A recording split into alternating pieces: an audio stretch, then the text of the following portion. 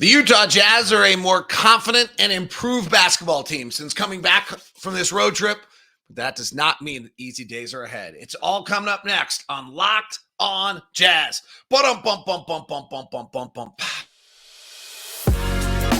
You are Locked on Jazz, your daily podcast on the Utah Jazz. Part of the Locked on Podcast Network, your team every day. How are you? I'm David Locke, radio voice of the Utah Jazz, Jazz NBA insider. This is Locked on Jazz, your daily podcast on the Utah Jazz, giving you insight, expertise, geeky numbers, and hopefully making it way better to be a Jazz fan each and every day. Thank you so much for making Locked on Jazz your first listen. Today, we'll look at the road trip, how the Jazz have matured and are a more confident team, and that was evident even in the loss last night. Maximizing players. We'll look at how the zone has kind of settled in. Oh boy, what do we do about rotation with a healthy roster? Some tough days are ahead, and what do we do to get Taylor Hendricks some floor time? All of that coming up on today's show on this Friday edition of Locked on Jazz, your daily podcast on the Utah Jazz. Thank you very much for making Locked on Jazz your first listen every single day. We are free and available on all podcasting apps. We are also on YouTube. Please hit the subscribe, and then on YouTube, hit the bell button so it tells you whenever I might launch the show. We'll get back into a regular routine next week. The road trip kind of bounced us around a little bit and made it so we didn't quite do that. And for you everydayers, Happy New Year. Thank you. 3 guys said hi to me in the arena last night. Loved it. One guy came all the way from Florida. Another guy and his wife yelled up on their way out. So I always appreciate that. Thank you very much for taking the time to say hello to Ron and I. It's always fun to see you on the road. So please do. And we're back on the road here shortly. Jazz are home tomorrow, 3:00 start. So tickets are available for that one. And then the first, we play Dallas and Luka. If you've never seen Luka, I was talking to an NBA guy the other day who just really believes Luka is going to go down as Magic Johnson, as truly one of the greatest players to ever play the game. So if you get the chance, you might want to come out and see that. Hopefully we can. I'm confident. How's this? I'm confident we'll do better against the Mavericks than we did when we lost to them by 50. Hey, how about that for going out on a limb? So Jazz come back from the trip 3-2, big success. Only had 2 road wins before they went on the trip, so that's clear. Bigger success. It was a funky road trip, right? We came home in between. This is the first time I've done a show out of the home studio in a long time, though. But the bigger one to me was we just come back a more confident team. I thought that was really clear last night. That game went wrong a bunch of times. The offense had a brutal second and third quarters last night. Here's the rundown by quarter offensively. The Jazz had a 137 offensive ranking in the first quarter last night, a 61 offensive ranking in the second quarter last night, and held it together and had a defensive rating of a 91. That's totally different. In the third quarter, we weren't much better. We got better by the end of the quarter. We were 113.6. We held it together with a 104.8 defensive rating. And then in the fourth quarter, everybody scored a lot. They scored more, 129. That ball squirts out kind of strangely. Whatever happened on that play? I never went back to watch it. But I really thought last night, just that's a more confident basketball team because things went wrong last night and they couldn't score for about 20 minutes of the game, and they stayed in it. And that's where they've been letting go of the rope, getting frustrated, not being able to hold things together. And I thought that was really a sign of how different a team was. We also have not had a lot of quarters defensively where our defensive rating was a 91 one quarter and a 104.8 the other. Like, we're just kind of getting it. And watching us play, there's some real offensive changes we've made where we're just playing kind of a free flow style that allows these guys to read and react. And they're doing it much better than they did earlier. So now last night, to New Orleans' credit, they blew it up a little bit. It was not free-flowing. The previous teams we played to kind of let you play. Miami's not going to let us play coming in here, so it's going to be interesting to see what happens. So that was a regression, but if you look at our offense, and Cleaning the Glass does this really, really well by color. Actually, you know what? For those of you on YouTube, I may try to share a screen here. I do not going to be able to do that. For whatever reason, I do not have the options on my – oh, I do. Let's see if I can do this for a second. Is there anything up there was not planning this? Give me a quick check. Was trying to check and see if there's Was not anything. Was there anything up there I didn't want anyone to see? And the answer does not seem to be. Okay, let's see. You should have.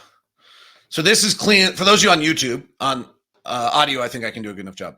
This is cleaning the glass. And cleaning the glass is Ben Falk's site. And if you look, just the orange numbers are above average and the blue numbers are below average. So if you look at the Jazz offensively, which is this column right here, again on audio, I apologize. From the 21st, this will all make sense to you, I promise. From the 21st of November to the 13th of December, every game we played but one, we were below average offensively. Every single one. So 1, 2, 3, 4, 5, 6, 7, 8, 9, 10, 11 games. 10 of the 11, we were below average offensively. In all 11, we were below average shooting. In all but one, we were below average taking care of the ball. Pretty brutal stretch of offense for us. Then, when you talk about a more mature and better group, starting with the win against the Portland Trail Blazers, and so you go our last, I think, 9 games now. 1, 2, 3, 4, 5, 6, 7, 8 games. We've been above average offensively in 6 of the 8 games. It's really vast improvement. We've been shooting above average in 5 of the 8 games, and we've taken care of the ball at average or above average in 6 of the 8 games. Little switch, I added the at average. So that is just it's a beautiful, the reason I put it up on my screen is it's really just a beautiful picture of how much this team has improved. Blue being bad is all over the screen. And then all of a sudden now most stuff offensively is orange. So it's just a more confident group. Now, last night we go back, right? We turn it over 20% of our possessions. Again, we get really loose with possessions last night. That's why we lost, is we just didn't value the ball and value possessions the way we should have last night. Our shooting gets back to the 21st percentile and our offensive rating was in the 38th. So we slipped last night. But we really, I think you see a really nice kind of growth pattern there. And to me, the biggest one about last night was the fact that when things went wrong, we stayed in it. The other one we're seeing the zone settle in. And what I mean by that is on the 5-game road trip, we played 12 possessions of zone against Cleveland. I know everyone thought the zone got killed. It did, but for only 12 possessions. And 1.3 points per possession, 1.28. Then against Detroit, we played 17 possessions of zone. Okay, that's pretty different. Against New York, Portland, Brooklyn, Sacramento, we were in the 50s. We were playing over half of our half-court possessions. This is still by far the most in the league. The league average is 3%. Miami's the highest at 10%. You're playing half-court possession. You're playing, let's call it 100 possessions a night. 75 of those are in the half-court, maybe 80. So if you're playing 12, 17 possessions, somewhere in there, you're still playing a lot more than most people. It's a major staple of what we're doing, but it wasn't the defense. Like there was a question, I think, of whether or not the zone could really be the defense. Well, so against Cleveland, we played it 12 times, Detroit 17, Toronto, we played it 15. It was not very good, and we pulled out of it. And then against San Antonio, we went back to playing it 22 possessions a night. It was very good, 1 point of possession. San Antonio's half-court offense sucks. And then New Orleans last night, unless they played Portland, who they torched last night. And then New Orleans, we played it 23 times last night to a 1.05. 1.05 is good. Average half-court possession in the league is about 1.13. Maybe a little. Average non-transition possession is probably 1.13, something like that. So 1.05 is good. And so I think we're seeing the zone settle in and Will being, okay, like he went Zone-a-palooza there for a while. And I think has now said, okay, well, we probably have to still play some man. And I'm not sure we can just sit in a zone. Like you can't. Will's point this whole time has been that when we're a championship team, we're going to have to be able to vary our defenses. He actually took the zone so far that he wasn't actually varying defenses, right? He was actually just staying in one defense the entire time. And now he's varying defense again, as he says, hey, when we're a championship team, which is the goal here, we're trying to build toward that, then that's what we're going to have to be able to do.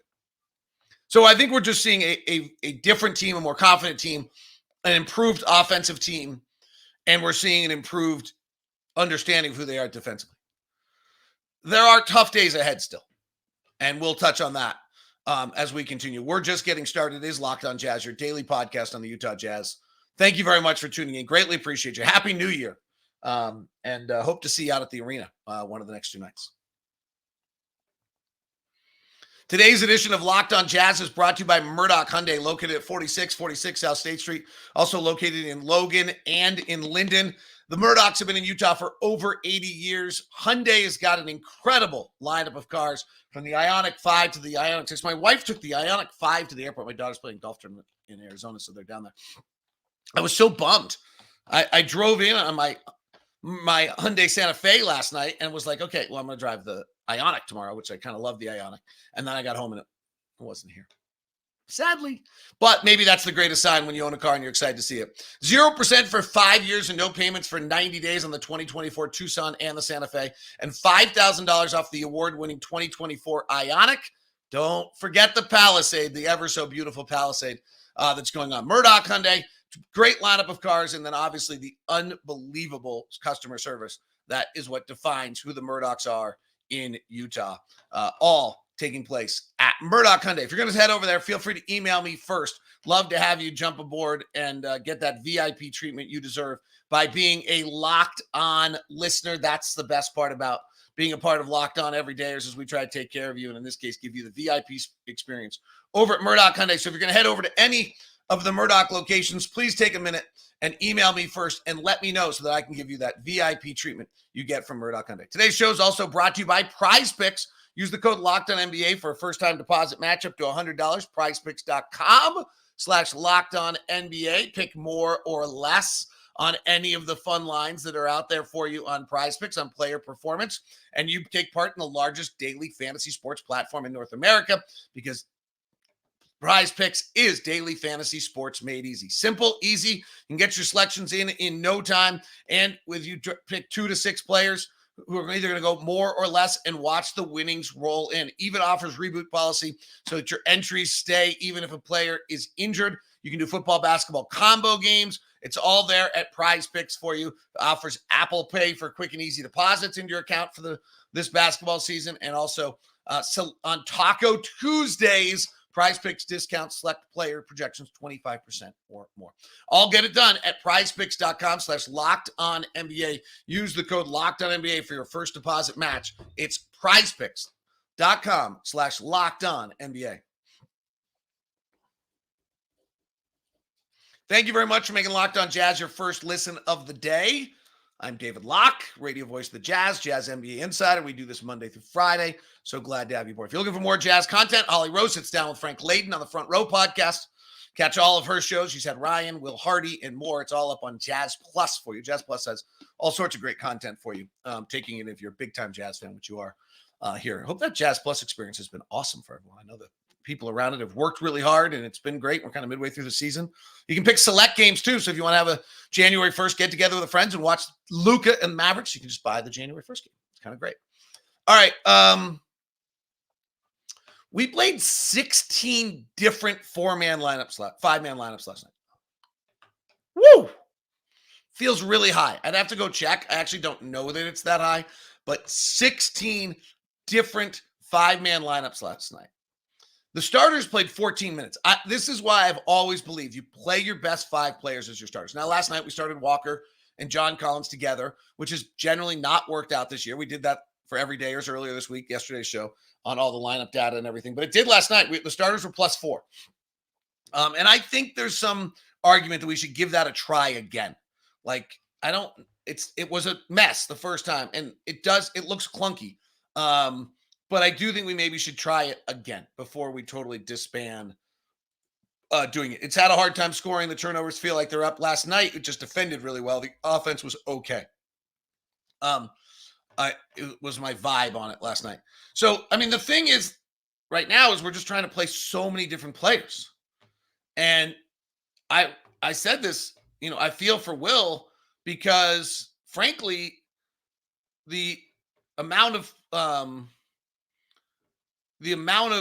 players that deserve time is, I could argue Taylor deserves time. Omer Yurtseven deserves time. We could be at 13 players that deserve time. The offense last night with Walker and John looked clunky. It was a 150. It wasn't clunky at all. The defense was bad again, which is weird. I actually asked Will about this last night, that because I just, we did that show. I said, there was just a bunch of numbers that intuitively didn't make sense to me, and how they're working out. And, what do you do when you see something that doesn't make intuitive sense with a lineup, and how do you work off that? And I think, he said, you just got to try to figure out if there's another reason. So I point out Chris Dunn and Walker Kessler is working together, which two shooters shouldn't. And he's like, well, it's our two best defensive players, so maybe it works because of that and this. In this case, they weren't very good defensively together last night. Chris and Walker, the offense held it together in that 14 minutes. But so last night we played, I think, whatever I said, 15, 5-man lineups. It's a lot. I don't know I don't know the answer on this. I really don't. I think it's just making really, really hard, tough decisions, but you've got to be there's no need to bury guys. They're all young enough and developing. There are people really around the league like Talon. He's the guy who's out of the rotation right now. He's playing really well. Suddenly he plays 6 minutes, and that's just not, this is not, he kind of struggled coming off the bench when he went from starting to bench, and then he got into a rhythm of understanding that. And I thought Will made a really interesting point the other day about Collin. You don't have to shoot every time to score in this league. If you just play the game, you'll get the points. Well, if you're playing 6 minutes, you certainly don't feel that way. And so, last night, kind of Will tried it again. He played a 10-man rotation. He played 11 last night. And he played the 10, and the fewest minutes by anybody was Simone, who played 14, and the most was Lauri, who played 34, and only one guy played 30. That might be who we are. We just might not have a lot of guys that have to play over 30 minutes a night other than Lauri. It's just not right now. Collin's our second best player. Earlier this year was Jordan. It's just not clearly defined in who our next best player is. And so maybe we're going to do this where you play Lauri's playing 35 every night, and then everybody else is playing between 16 and 28. Super hard. It's really interesting because if you were around Jerry Sloan and Quinn Snider, for different reasons, they both believed in very, very set, regimented substitution patterns. So Jerry's theory, and hopefully I'm characterizing the late Jerry Sloan correctly and the currently alive Quinn Snider in a manner that neither of them think I'm being inaccurate. But Jerry's theory was that players like Howard Isley would play better if he knew, okay, I know I'm coming in exactly at the 5-minute mark of the first quarter, and I'm playing all the way till the 10-minute mark of the second quarter. No matter what I do, I'm always playing the same amount of time. And that's my run, and that's what I do, and I'll play better if I know that. Right? So that was, and I'll come to the arena and prepare, and I'll know exactly what I get, and there's no surprise. That was really Jerry's theory. Now, there could have been this other thing, and this is the Hassan Whiteside rule of things. So Hassan Whiteside, who thought he was worthy of being an NBA starter and could be really difficult in the locker room. It's why he ended up out of the league, frankly, by the time he did, when he still had a lot of talent. And he bounced around some teams late in his careers. He could be a tough one. Well, Quinn's approach with him was, okay, well, I'm going to set his substitutions at the exact same time every single night, no matter what. So there was never a discussion of whether I pulled him because he was playing well or not. So Hassan would get pulled out of the game and be upset every single time, but it allowed Quinn to say to him, hey, that's your role. That's what you're doing. I didn't pull you because you were playing badly. I didn't play you because you were I didn't not let you play because you're playing well. This is what you do. So Hassan would get hot and he'd play well, and then he'd get pulled out. He'd be upset, but it's wait, the other night you didn't play well. We did the exact same thing with you. There's no debate here. There's no gray area. This is not personal. This is exactly your role. Rudy's our best player. And so Rudy is going to play those minutes. And Quinn did that much to keep the locker room together. Then you didn't have guys quibbling about how much they could play or they couldn't. Will Hardy's taking a much more kind of open approach, and probably, honestly, a riskier approach. Coaches don't like turmoil. Coaches don't like it when there's any discussion. Coaches don't like gray area. Will has got a roster and he's embracing the gray area. It's probably best for the team and makes Will's life really difficult. But he's he's playing kind of this game where, Kelly Olynyk played just 19 minutes last night. And that bench unit could not score last night. Oh, my.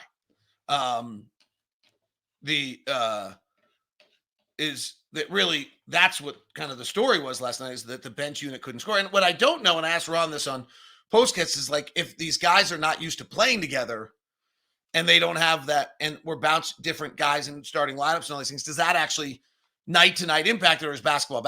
I'm a little bit in the last school on that one, by the way. I just actually think basketball is basketball.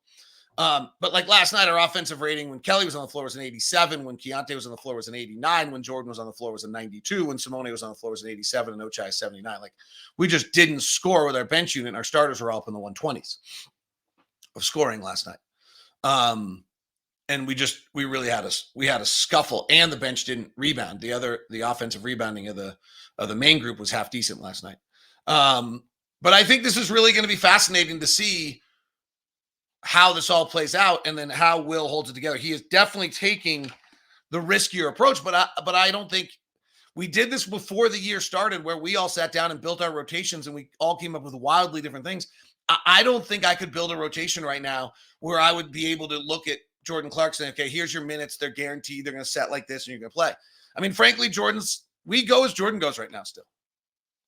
Right? In Jordan's, we're 7-15 in games which Jordan plays.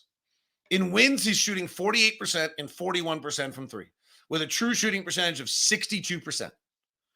And in losses, he's shooting 36% and 22% from three, and in true shooting percentage of 45%.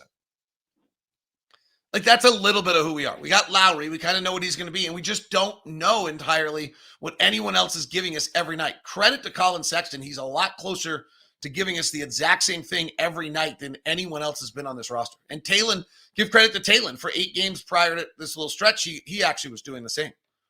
But Collin's been wildly consistent here. Collin Sexton now, since moving into the starting lineup,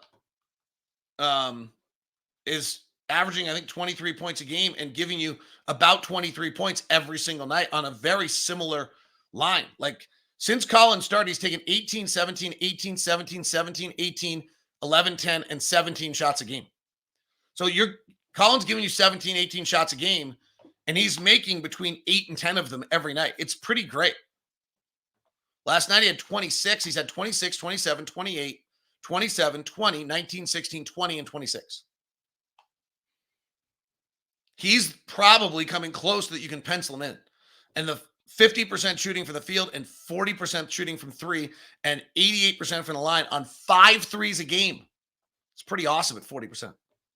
Lauri Markkanen has shown a massive improvement. And how do the Jazz get Taylor Hendricks on the floor? We touch on those two things as we continue here on Locked on Jazz. Today's show is brought to you by our friends over at FanDuel, as the official sportsbook of Locked On, the official sportsbook partner of the NFL and partner of the NBA. FanDuel is here for you with some great opportunities for you. FanDuel.com/lockedon. New customers get $150 in bonus bets on any $5 winning moneyline bet. Just bet against the Pistons 27 straight times. That's $150 if your team wins. You've been thinking about joining FanDuel. There's no better time to get in on the action. The app is so easy to use. Spreads, player props, over-unders, and more. FanDuel.com/lockedon to get your $150 bet. I'm curious, are the Celtics, I would assume, are still the odds-on favorite? Let's take a look at the FanDuel Sportsbook right now and see what we've got for NBA and season-long items in the NBA right now. NBA Finals, Boston Championship plus 320, Denver plus 420, Milwaukee plus 460, Phoenix plus 1,000, Clippers plus 1,200, Philadelphia plus 1,300. I guess Minnesota plus 1,900. MVP award, Joel Embiid plus 200, Nikola Jokic plus 250, Luka plus 500, Shea plus 600, Giannis plus 500. They have regular season wins still? When does Detroit get their next regular season win? Oh, plus 200 against Toronto, plus 500 against Houston, plus 360 against the Jazz. Those are the next 3. Plus 1,900 against the Warriors, plus 3,000 against the Denver Nuggets. and then plus 950 back at home against Sacramento.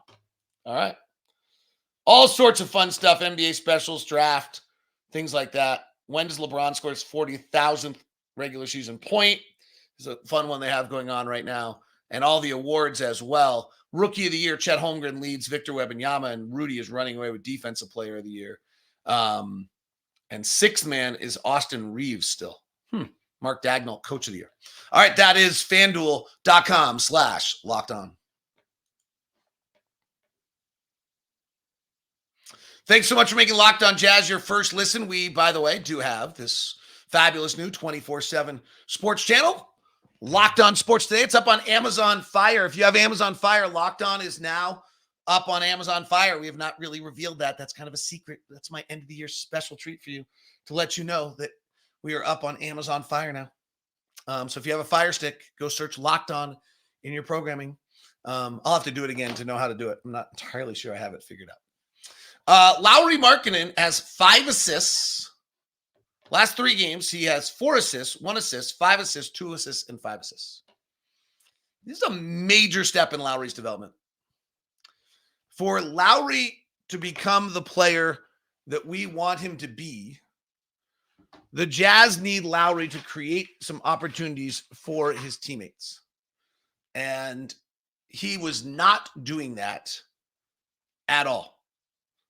In fact, if we go back and look at Lauri Markkanen's game log, he had before he got injured, he had a 7-game stretch where he had 1 assist, averaging like 37 minutes a night.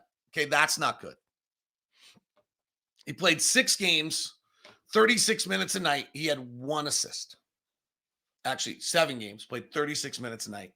He had 1 assist. Okay, I get why he catches the ball. He has to make a move right away. He has the limited touch time. Tim Lacombe did a great job finding that. I got it. Still not good. Like, you can't have 1 assist in 252 minutes. In his last game since coming back from the injury, 3 assists, 4 assists, 1 assist, 5 assists, 2 assists, 5 assists. That's big time improvement. That's really, really good.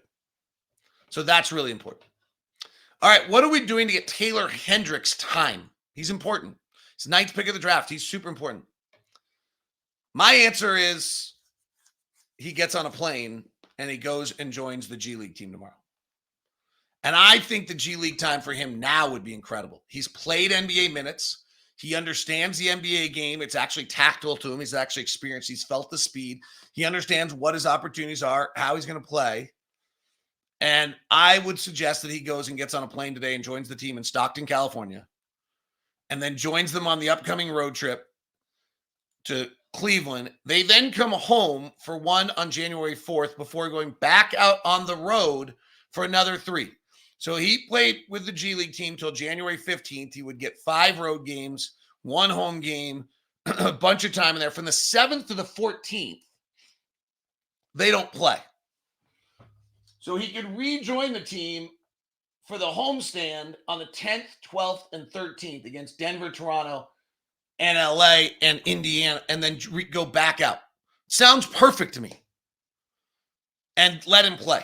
And then go play back-to-backs in Iowa, come back home. And then the neat thing is when you're home, the G League and the NBA do a pretty brilliant thing that you may notice, that we never play on the same nights.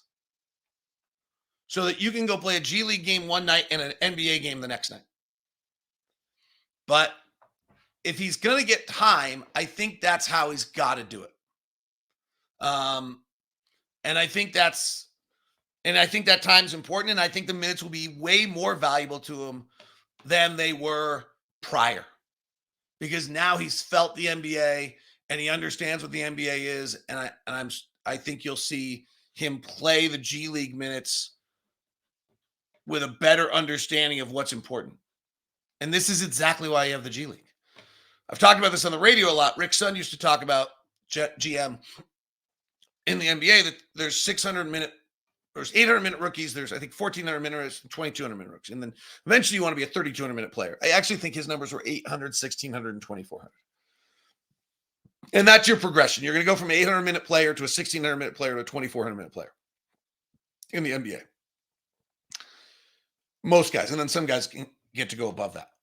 And what Taylor is right now is a borderline 800-minute-a-night player. But by having the G League, we can get him close to a 1,600-minute-a-night player. Right? That's pretty great. That he gets enough time where he sees the NBA, feels the NBA, but then can go and get 2 times as many minutes by playing the G League than if he's just sitting around the NBA right now where he's not going to play for a while. And I think that really matters. And it's like, let's take note. He's shooting 44% in the G League and 38% from 3. Decent. 38's really nice. Johnny Juzang, by the way, is shooting lights out. He's near 50% from 3. And Micah Potter's at 44%. Like, our two-way guys are really good. Yeah, on 6 threes a night for both those guys. It's pretty great. I think that you'll see, let's watch what Taylor's numbers are. By the way, the thing on Bryce, and I don't think I did a good enough job about mentioning this the other day when we talked about Bryce for a quick minute, was that they're impressed with his passing. They're super impressed with his passing. He's got to get in better shape. He's got to work through the knee injury, get himself in this kind of shape he needs to be in. He's got to be able to defend, but his passing is, they knew he could bucket, and his passing is really, really good. All right, that is Locked On Jazz today. We'll be back with you. Have a happy New Year. I'll be back with you on the 2nd, probably. Ron and I will be back with you twice between now and then. Have a great one. Talk to you soon. Thanks so much for tuning in. We now send you to the first ever 24/7 stream on YouTube, Locked On Sports Today.